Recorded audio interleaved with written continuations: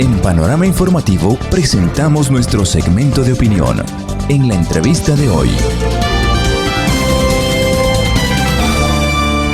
Son las 7 en punto de la mañana a través de la radio Voz de Lupano. Buenos días a todas y todos. Saludo y felicito la puntualidad en esta mañana de Ana Lucía Tasiguano. Ella es titular del Consejo Nacional para la Igualdad de Pueblos y Nacionalidades. Nos acompaña.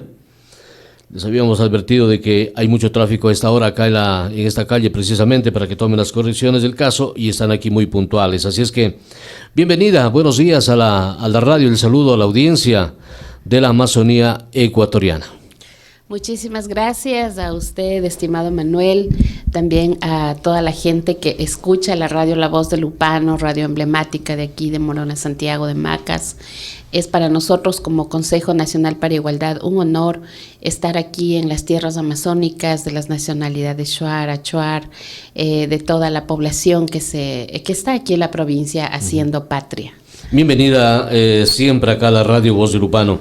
Bueno, hablemos sobre el tema de la articulación de las políticas públicas de pueblos y nacionalidades con los GAT, en este caso de la provincia de Morona Santiago, la Secretaría Técnica de la Circunscripción Territorial Amazónica, también sobre el tema y la coordinación con la Asociación de Municipalidades del Ecuador, con las juntas parroquiales, con los gobiernos provinciales.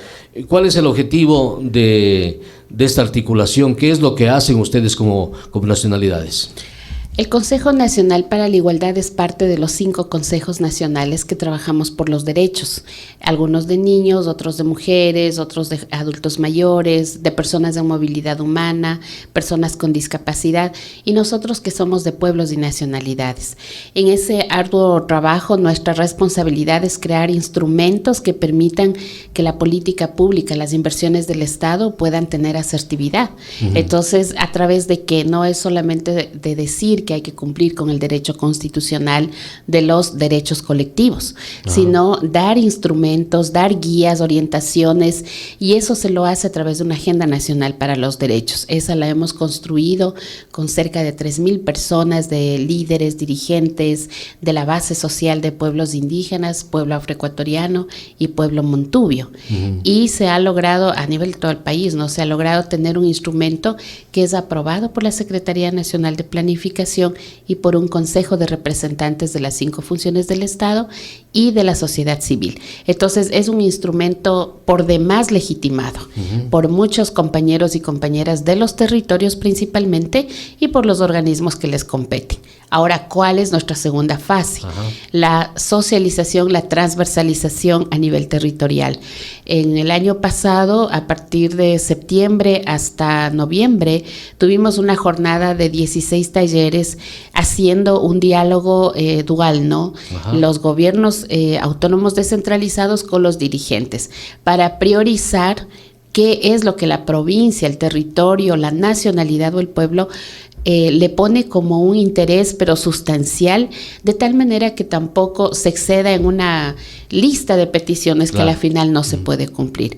En este año nosotros estamos ya trabajando a nivel, como usted bien lo indica, con la Secretaría Técnica, con el Comaga, con los gremiales, con los cantonales y las prefecturas, con el fin ya de decir, bueno, ahora, ¿cuál es la línea prioritaria que dentro de toda la coyuntura nacional, donde hay restricción presupuestaria, donde tenemos temas de inseguridad, polarización de organizaciones, varios problemas, ¿no? La poca reactivación económica que hay a nivel de los territorios, frente a toda esa coyuntura, ¿qué es lo que nosotros podemos hacer por los derechos de los pueblos y nacionalidades? ¿Cuál es su si los pueblos y nacionalidades han priorizado tener derecho a mayor participación en la economía de un país, ¿cómo lo vamos a hacer? ¿A través de qué programas? ¿A través de qué políticas? ¿A través y con qué presupuestos? Entonces, ese es un diálogo bipartito que lo tenemos que tener con las autoridades. Ahora, ¿cuál sería esta línea prioritaria que se maneja en estos talleres? En el caso, hablemos de Morona Santiago, de esta provincia, que es la segunda provincia más grande del país. hablamos en el tema geográfico, pero ¿cuál sería, cómo arrancaríamos esa línea de priorización de los temas que se requieren acá en Morona, Santiago? ¿Cuál es el análisis que han hecho ustedes? A nivel de la Amazonía, no priorizando ahorita por provincias, pero a nivel de los delegados de la Amazonía, la preocupación va en dos lados, ¿no? Ajá. El tema del desarrollo de la economía, o sea, cómo crear fuentes, acceso al empleo o fuentes de trabajo o apoyo al emprendimiento y a los procesos propios de economía. Y el otro que tiene que ver con el régimen ambiental, ¿no? Cómo proteger, cómo promocionar, cómo incluso ser parte de beneficios, ¿no? Por el uso del recurso, o cómo definitivamente crear zonas intangibles. Entonces, claro, son cosas que en el territorio, en el caso de la Amazonía, son muy fuertes. Además de los temas de esta representación, de esta coordinación que los pueblos y nacionalidades, a través de sus autoridades, quieren tener dentro de la formulación, la ejecución de planes, programas y proyectos. Es decir, cómo está la participación de los pueblos, de las autoridades de pueblos y nacionalidades dentro de la toma de decisiones. Entonces, son cosas que se han venido conversando a nivel de la Amazonía, no solo con nacionalidades indígenas. Tomemos en cuenta que en la Amazonía Norte el pueblo afroecuatoriano, claro, tiene una gran representatividad y ellos también han puesto sus problemas, por ejemplo, en la zona de frontera. Todo esta organizaciones irregulares, todos los riesgos que corren sobre todo mujeres, niñas, adolescentes en la trata de personas, en todas estas inseguridades, violencia al más alto nivel, ¿no? Y también las nuevas asociaciones que se van creando en provincias del pueblo montubio, que en cambio ellos tienen como muy enfocado en la demanda por la producción, por la reactivación económica. Entonces ahí tenemos varios temas, claro, que ir atendiendo, es una diversidad en los territorios. Ahora la reunión que vamos a tener en la prefectura de Morona es justamente para ver las líneas que priorizan también estas otras instituciones, porque aquí no queremos hacer repeticiones, y claro, menos aún cuando los presupuestos son tan pocos, hay tantos retrasos, tantas limitaciones para poder tener y un programa ejecutarlo en los tiempos que se han establecido. Entonces es nuestro afán priorizar con las instituciones, porque ya el territorio, los dirigentes, las autoridades, los líderes, ajá, ya han priorizado. Ahora corresponde a las autoridades, bueno, ¿qué es lo que vamos a atender? Y claro, han priorizado, señala usted, pero acá en Morona, Santiago, y por no decir en la Amazonía ecuatoriana, los pueblos y nacionalidades están abandonados, definitivamente están abandonados. Aquí tenemos cantones como Taisha, como Tiguinza, que realmente hay mucha pobreza. A más de la pobreza hay desnutrición, hay violencia intrafamiliar que usted no tiene idea. Entonces, de cómo articular desde los GATS, desde las juntas parroquiales, desde la Secretaría Técnica, ir mejorando la calidad de vida de los ciudadanos, de los pueblos y nacionalidades, porque escucharle a usted realmente me alegra, porque están ustedes trabajando, están llegando, pero ya es parte de los gobiernos seccionales que pongan en práctica quizás esas líneas que usted decía anteriormente para que haya un mejor desarrollo en la Amazonía. Exacto, las funciones o las competencias que tiene la prefectura, los cantones, tienen un sistema de protección de derechos. Eso tiene que activarse.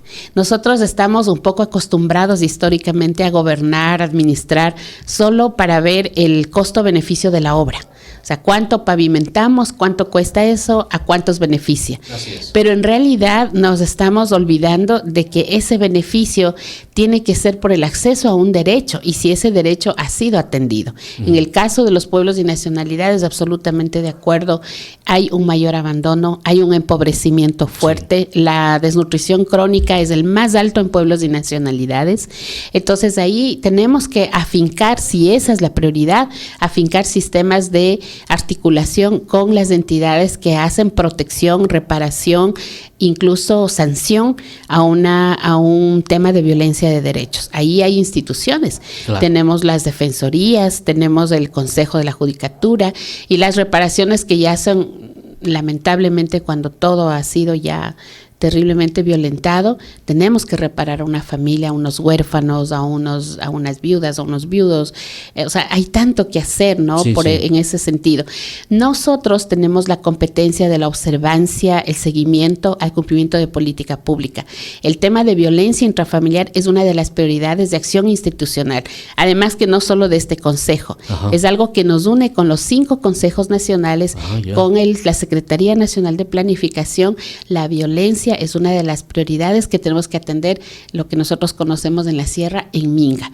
Cada uno desde sus competencias y salvaguardando la vida, ¿no? Porque eso hemos llegado, la crisis, la coyuntura, la desesperación, el empobrecimiento, todo, cualquier pretexto, al final la consecuencia es una violencia a uno mismo, una violencia a la familia, y estamos afectando la vida de las personas.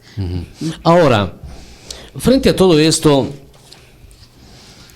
las juntas parroquiales, por ejemplo, son entes muy importantes, están más cerca de las personas, más cerca de las comunidades. Y claro, el gobierno provincial también tiene la competencia provincial, pero aquí en los talleres, en las reuniones que ustedes mantengan, hágales notar a los señores prefectos que son prefectos de una provincia, no son prefectos de un movimiento político, o no son prefectos de ciertos contratistas, o no son prefectos para seguir haciendo política para la reelección. Desde ahí estamos mal, Ana Lucía. Estamos mal porque, si bien es cierto, unos pocos son los que se benefician y el resto de comunidades. Por eso que le decía, el sector Achuar realmente vive en el abandono, completamente en el abandono, y poco se hace.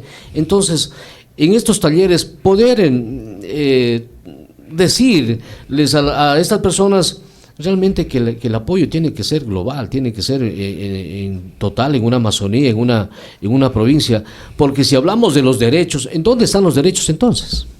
Claro, ahí nosotros trabajamos mucho la integralidad. Es decir, primero tomar en cuenta que hay poblaciones, hay provincias que tienen mayor presencia de poblaciones indígenas, ¿no? Nacionalidades indígenas. Entonces, ahí es importante también darle ese enfoque de intercultural a un sistema administrativo. Es decir, no podemos, como ha sucedido en muchas provincias todavía, con alta población de pueblos y nacionalidades, y las autoridades omiten esa población. Es decir, gobiernan como para lo urbano, para las ciudades. Eso es. Y la idea aquí, al menos desde las prefecturas, que tienen su competencia en la productividad, en lo rural, en el riego, pues ahí nosotros vamos. En la ruralidad, la gran población de personas de pueblos y nacionalidades está ubicada en ese sector. Entonces hay que tomar en cuenta esas prioridades. Esta agenda nacional no solo tiene detectadas demandas, macro demandas, sino que tiene líneas de intervención, y esas líneas de intervención están además ancladas a las competencias por cada nivel del GAD. Por ejemplo, para la prefectura estamos, dependiendo de la zona, hay prioridades, por ejemplo, para riego, pero ¿qué tipo de riego?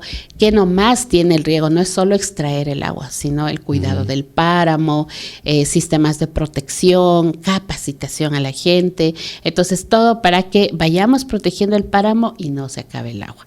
Y así en todas las zonas que estamos trabajando con prefecturas. En el caso nuestro, por ejemplo, acá de la Amazonía, no mucho se utiliza el riego, pero aquí hay que conservar lo que tenemos. Hay que conservar las fuentes de agua que se están acabando por la presencia de minería irresponsable, de hidroeléctricas. La tala de los bosques, Ana Lucía, es acá, es impresionante. A vista y paciencia de las autoridades salen aquí camiones de Taixa llenos de madera y nadie dice nada. Entonces, en ese sentido, ¿cómo ir mejorando? ¿Cómo llegar o quién llega para poder dar una solución a estos temas donde se habla precisamente del derecho? La competencia de las concesiones mineras, la competencia de los permisos para tala de bosques, tienen otros ministerios. Sin embargo, nosotros ya estamos también en Quito hablando con estas zonas, con estos ministerios, porque si bien no podemos nosotros decir no se haga una extracción, porque son temas de sostenimiento económico, además del país, sí debe haber todo lo que conlleva hacer estudio ambiental, el estudio poblacional, la participación de los beneficios, la reparación de las zonas que van a ser afectadas, es decir, todo el círculo y no solamente la extracción. Ese sí puede ser un problema de la minería ilegal, que solamente a vista del beneficio lo retira y no hay una reparación integral.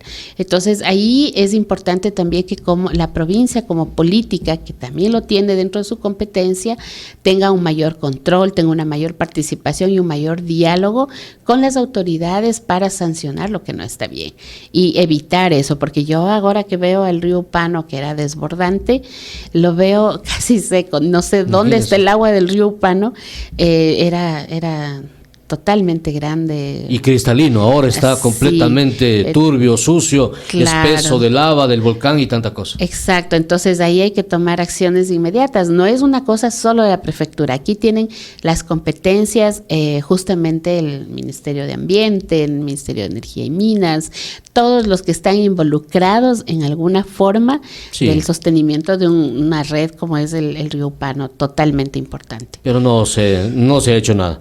Y en los municipios, con los GATS municipales, ¿cuál sería ahí el trabajo, la articulación de las políticas públicas? Ahí tenemos como un mayor anclaje a través de los consejos nacionales, porque los consejos de protección de derechos que solamente tienen los gobiernos cantonales son como unas entidades pequeñas de nosotros para poder hacer el seguimiento, la formulación de política, la observancia. Ellos son más, incluso darían como estas recomendaciones desde el conocimiento crítico de la acción de los cantones. A veces se confunde de que el Consejo de Protección de Derechos es una oficina más del cantón. No es así, sino que no tiene una relación dependiente total y tienen que hacer un estudio y también unas recomendaciones a los municipios para que mejoren su gestión respecto a los derechos humanos, a los derechos de personas con discapacidad, de las mujeres y de pueblos y nacionalidades. Entonces ahí hay que tomar también esa diferencia. Nosotros trabajamos con los cantones sobre eso. Y con base a la competencia de los cantonales, pues la idea siempre es construir políticas, apoyo a la salud, a la educación, que ya son temas sociales, en donde ellos tienen cierta participación, ¿no? No son encargados totales de eso, porque para eso hay el Ministerio de Educación y Salud, claro, pero pueden hacer acciones colaborativas, ¿no? Convenios de concurrencia que se llaman, para los temas de atender lo que es salud, educación, vivienda, los temas de la cooperación internacional. Por ejemplo, los municipios son los mayores captadores de fondos de cooperación internacional. La cooperación tiene mayor confianza en hacerlo con los municipios, entonces ahí también hay que ver que esos fondos puedan ser parte del desarrollo de pueblos y nacionalidades. No solamente se haga toda la gestión que conlleva tener fondos internacionales para un cierto sector o una cierta línea de trabajo, sino que ahora los pueblos y nacionalidades sean también parte de esa inversión. Y el tema ahí de la gobernación, por ejemplo, ¿qué papel juega ahí? Bueno, las gobernaciones son la representación de la política de gobierno. De gobierno, obviamente. En las provincias. Pero tiene que articular, tiene que también... De alguna manera tiene que dar como un seguimiento. Ellos más es un seguimiento a la operatividad de las acciones que se hagan a nivel de instituciones. Nosotros tenemos una relación por los temas comunicacionales, para estar informando siempre en lo que estamos haciendo, todo. Pero esta agenda cobra vida con los gobiernos autónomos descentralizados. Claro, ahí está el recurso. Ahora, se me viene a la mente una inquietud. Consejo de Protección de Derechos. Este término a veces se lo mal utiliza en las comunidades. Es decir, protección. Como estamos protegidos, entonces nosotros hacemos lo que queremos en los pueblos, en las nacionalidades. Aquí, Achuar, ¿se viene algún tinte político de una movilización? Entonces, como tenemos el Consejo de Protección de Derechos, entonces hacemos lo que nosotros queremos. Y de eso han salido muchas cosas negativas. Entonces, ¿cómo diferenciar esto para que tanto como hayan derechos, también hayan obligaciones? Bueno, el tema de la autonomía en los pueblos y nacionalidades es más bien un debate que hay que estar actualizándose, ¿no? Como autoridades, como personas que tenemos la vocería.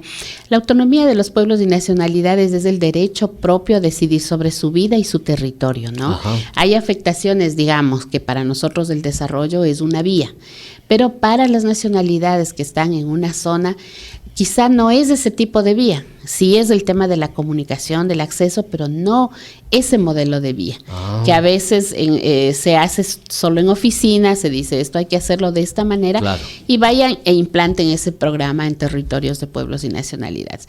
Pero resulta que no es que se ponen a la defensiva para que no entre la obra o el desarrollo desde nuestro pensamiento de oficina, sino que el desarrollo es otro tipo, otra concepción, otra definición que los pueblos y nacionalidades exigen que se les respete y se les apoye. Ajá. Ahora, no es una cosa de como tienen autonomía, entonces enciérrense nomás y nadie se hace cargo. No, porque son parte del Estado ecuatoriano, obviamente. Somos parte del Estado ecuatoriano. Entonces, hay derechos y hay obligaciones, por cierto. Ahora, en el tema ya de los reclamos, de las movilizaciones que se hagan a nivel de país, ahí el derecho a la resistencia también. A afectaciones que pudieran sentirse como afectaciones en los territorios de pueblos y nacionalidades. Pero también la Constitución nos da otra vía, ¿no? Que es el derecho al consentimiento. Es decir, cómo llegar a que las nacionalidades y pueblos puedan entablar un consenso, es a través de un diálogo. O sea, todavía le apostamos a un diálogo. Es cierto que los diálogos pueblos indígenas, gobierno, han ido como muy despacio y al final como que no se llega a nada. Pero es la vía que debemos agotar hasta la última de las instancias, porque la violencia en realidad no nos diferenciaríamos de estar creando estados violentos que tanto criticamos. Claro. Entonces creo que ahí sí las instituciones, el Estado como tal y sus instituciones emblemáticas debemos apostar por el diálogo, por la concertación. El derecho de la autonomía es un derecho que lo ejercen no solo aquí en Ecuador, hablamos de pueblos indígenas a nivel regional, a nivel mundial, y la lucha es por la autonomía, pero la autonomía no es decir yo soy un estado aparte. La autonomía es yo tengo decisión sobre mi territorio, sobre mi vida, y eso quiero que se respete. Por supuesto, y yo también soy colaborativo a las acciones del Estado al que pertenezco. ¿Qué criterio tiene usted en torno a la justicia indígena? Estaba leyendo aquí una nota del día de hoy y señala que ellos pondrían en práctica y lo siguen poniendo en práctica. Acá también no estamos aislados de esos temas en el tema de la seguridad, sobre todo de la justicia indígena. ¿Eso es bien o es malo? Constitucionalmente es un derecho también. También es un derecho. Claro, el 171 dice que el ejercicio, hay dos sistemas de justicia en el Ecuador, el sistema de justicia ordinario que está con jueces, judicatura y todo lo que conlleva la parte de justicia, y la administración de justicia que la ejercen las autoridades comunitarias, que tienen un poder jurisdiccional. Eso en derecho quiere decir que está administrando un territorio y puede decidir sobre ese territorio. Entonces, primero es un derecho constitucional. Segundo, dependiendo de cada nacionalidad y pueblo, tiene su procedimiento. Se llama el debido proceso, ¿no? En la Sierra Centro puede ser con unos pasos, en la Amazonía Sur será otros, en la costa norte otros. Lo que sí no debe tener una afectación a la vida, ¿no? Eso es un derecho para todos los ecuatorianos y ecuatorianas, pero tampoco puede ser subordinado, es decir que así de mucho ejemplo, decir que la justicia indígena se encarga del robo de gallinas y el asesinato se encarga de la justicia ordinaria. No es en un nivel comparativo de subordinación. La administración de justicia indígena también puede hacerse cargo de un asesinato, de temas de haber atentado a la vida en su territorio, a alguien de su territorio. Igual de las gallinas y de los problemas de los vecinos. Entonces, yo al menos desde el criterio quizá no personal, sino desde la experiencia con pueblos y nacionalidades, me atrevería a decir que la administración de justicia indígena puede llegar a ser colaborativa y le puede ahorrar muchos recursos también a la justicia ordinaria, que por cada proceso de robo, de cualquier delito, tiene primero tiempo y gastos para la gente, para el Estado, y al final se archiva, ¿no? Se archivan muchos casos. En la Administración de Justicia Indígena, en cambio, hay una percepción de todos, participa la comunidad, claro. Se respetan las autoridades, los roles, se va tomando decisiones colectivas y se va haciendo las sanciones. Entonces, dependiendo de los delitos, pues muchos incluso han sido reinsertados o reinsertadas a la vida comunitaria luego de estas sanciones. Finalmente, son las 7:26. Finalmente, ¿cuál sería entonces el llamado, la recomendación a los gobiernos seccionales para avanzar en este trabajo, en esta agenda que usted señalaba, en estos talleres? Ya se han llevado 16 talleres de socialización. Hay que priorizar, decía usted, hay que tener esa línea prioritaria, derechos de los pueblos. ¿Cuál sería entonces este llamado para que desde los diferentes sectores y comunidades indígenas, en este caso acá de nuestra provincia, Shuar, para que se mantenga esa línea, no sé, de conexión con los gobiernos seccionales, de que tengan esa protección también en el tema de obras, de canalización, de muchas cosas, de violencia de género incluso, que hay acá en la Amazonía? Por favor, en la parte final. Dos cosas a los gobiernos autónomos descentralizados. La primera, que esta agenda nacional es una agenda dentro del sistema de planificación nacional. Es decir, no la venimos a que dialogue subordinadamente. Ajá. Es decir, esto ya está aprobado por autoridades de territorios y por las autoridades que corresponden a nivel de la planificación general. Entonces, debe acogerse las macro líneas para el ejercicio de su gestión municipal. Y la segunda es abrir las voluntades políticas. Una política pública para ejecutarse empieza por tener voluntad. Y queremos agradecer a la Prefectura de Morona, mañana a la Prefectura de Pastaza, que abren las puertas para dialogar esto y sobre todo tomarlo como un instrumento fundamental en la ejecución de políticas. Muchos nos han dicho, ya, queremos hacer algo por los pueblos indígenas, pero ¿cómo hacemos? ¿Qué es un pueblo indígena? ¿Qué es interculturalidad? ¿Cómo se llega con eso? Ahora ya tienen el instrumento, ya no hay pretextos. Aquí hay un mensaje que le voy a leer para que usted se lleve esta inquietud de un amigo que nos escribe, de Javier Garbay. Dice lo siguiente: buenos días a todos. A mi opinión, los consejos son entes burocráticos.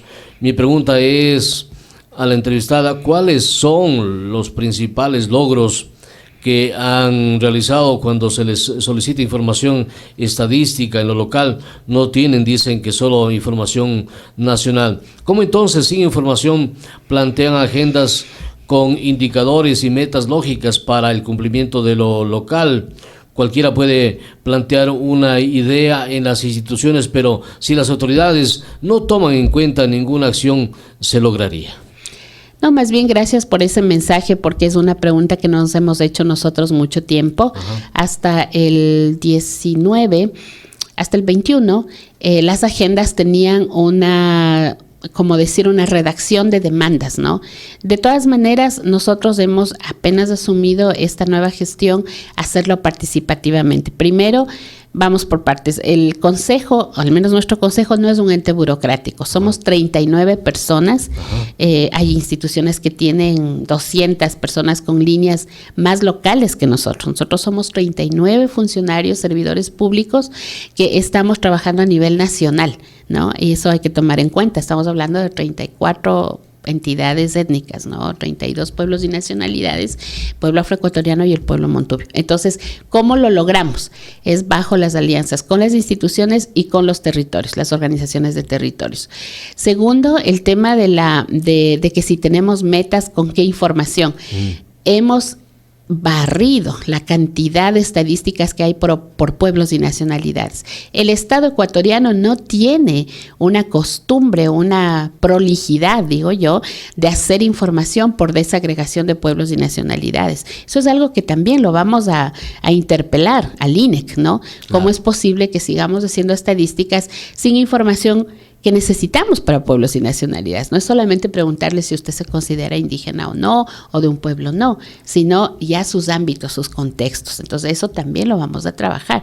Pero con la información que conseguimos, logramos hacer la agenda en temas de atención, de participación en el empleo, estado de salud de los niños, niñas, madres, es decir, de la información que hay. Así es que está basada en información estadística.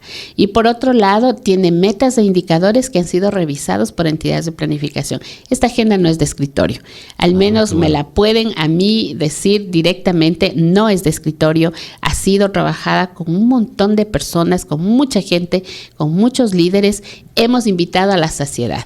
Sí, las organizaciones han considerado que una participación en estos procesos de levantamiento de la agenda no es prioritario, eso ya es una concepción desde la organización. Hemos invitado a todos y a todas, de todas las líneas, de todos los espacios, de todos los pensamientos a que sean parte de este proceso. Le deseo muchos éxitos a ustedes. Muchas gracias, nos vemos a las 9. Muchas gracias. Santa Lucía Tasiguano con nosotros, titular del Consejo Nacional para la Igualdad de Pueblos y Nacionalidad. Nos acompañaba en la entrevista de la mañana.